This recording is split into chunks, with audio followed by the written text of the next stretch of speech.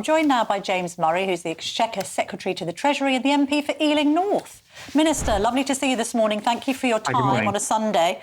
So the Office for Budget Responsibility says that 60% of the national insurance hike will be passed on to working people. So you have taxed working people. You did lie in your manifesto.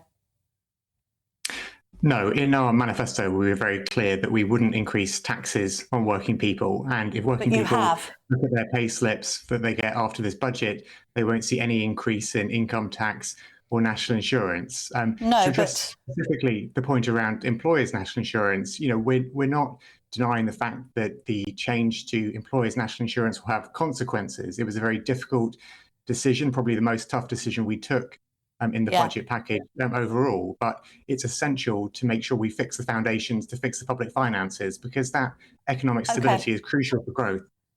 So you're just excusing it on the basis of different wording. You've said that you're not putting up income tax or VAT or national insurance on actual employees, but the OBR says that 60% of the costs will be passed on to workers and consumers via lower wages and higher prices. So can we please agree that you have indirectly ended up taxing working people? No, because the taxes on working people are not going up. Taxes on pay slips, national insurance and income tax indirectly, you are adversely affecting working people. Please, Mr. Murray, please don't insult the audience.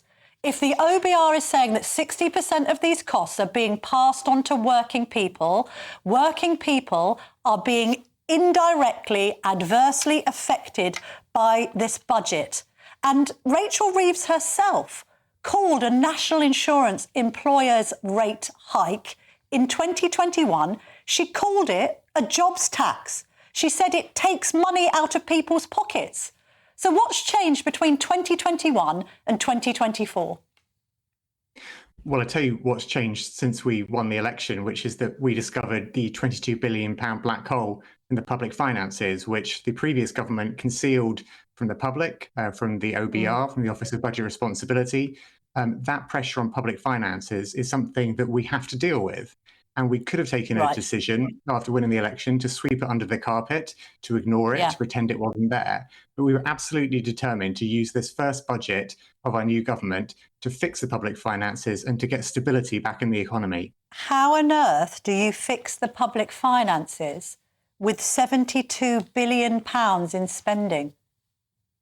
The way that we fix the public finances is by setting out our two clear fiscal rules. Now, let me just tell you very briefly what they are. Number one, the stability rule says that day-to-day spending will be paid for through tax receipts. So no more borrowing for day-to-day spending like we had under the previous government. We will pay for what we spend on public services, live within our means, and end to borrowing for day-to-day spending. The second rule, the investment rule, is about getting debt falling as a proportion of our economy, whilst boosting long-term sustainable investment. And actually, that's what people need for the future. And that's what businesses want as well. Businesses want us to invest in the future and provide a stable outlet. Minister, forgive me, but you're acting as if this budget is sort of justifiably gone down well with the public and businesses and other bodies. The Joseph Rowntree Foundation says that families will be £770 poorer because of this budget. Let me just give you one example of many business owners who contacted the Telegraph last week. I run an SME with 72 employees. This charge on employers' NI has cost us £82,000 per annum from April 2025. This will mean no pay rise for staff, no recruitment and potentially jobs lost. How does this protect workers and stimulate growth? We know it's not going to stimulate growth, because the OBR has downgraded growth by 0.7% across the next 5 years. So this budget's been a disaster, hasn't it?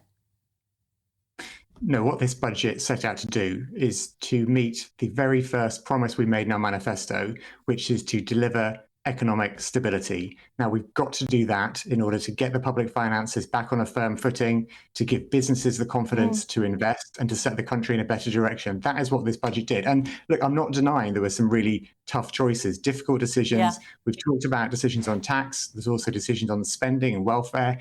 Difficult decisions to get the public finances on a firm footing, but it's absolutely essential to do that to make sure that we can get that growth in the long run and to make sure Yes. businesses have the confidence to invest. Well, one decision you made was to give public sector workers a pay rise, even though they represent just 17% of all employees in this country. The vast majority are in the private sector, which all of the organisations that have analysed the budget agree will be worse off because of it. Let's turn to farmers. The decision to put inheritance tax at 20% on farms worth over 1 million. Now, maybe if you're on the left, you think that only affects a minority because there's this misconception that all farmers are as rich as Croesus. In fact, 70,000 farms in the UK are going to be affected. We've now got huge concerns that it will affect food supply. So, on reflection, wasn't that a mistake, and won't you have to reverse that policy? No, look, I understand that people who own farms or run farms want to understand the detail of this policy, and I'm actually glad to have the opportunity to set out some of the detail of it, because you mentioned the £1 million relief from the agricultural property relief that you mentioned. But let me just set this out how this works. So the existing features of the inheritance tax system still apply. So the nil rate bands that people get, the nil rate bands on residents, obviously the transfer between spouses, the rules on 7 years gifting before people pass away, things not being subject to inheritance tax, all of that still applies. And what this means in practice is that in most cases, if you have a couple who are passing on a farm to the next generation, they will get £2 or £3 million, which is not subject to inheritance tax. So above that £2 or £3 million, so paying no inheritance tax on that first £2 or £3 million, above that, the rate will be half what it is for everyone else. It'll only be 20% rather than 40%. I get all of the figures. I completely get the figures, Minister. So one final thing. But the farming community is saying that this is a catastrophic... I know, but we can have all of your justifications. With the greatest respect, have you ever been a farmer? I haven't been a farmer, no. But no. So shouldn't we gauge the reaction of farmers above the reaction of a Treasury Minister as to how catastrophic this is for the agricultural sector? We've also heard from people who work for care homes and hospices. Hospices, Minister. These are institutions that care for people at the end of life, saying that they're going to be struggling with the increase in employers' NICs. But if I can just go back to your point around farmers and farms and agricultural. Well, can you actually, you've made a point about farmers. Could you address the hospice point, please, quickly, because we've only got a minute left.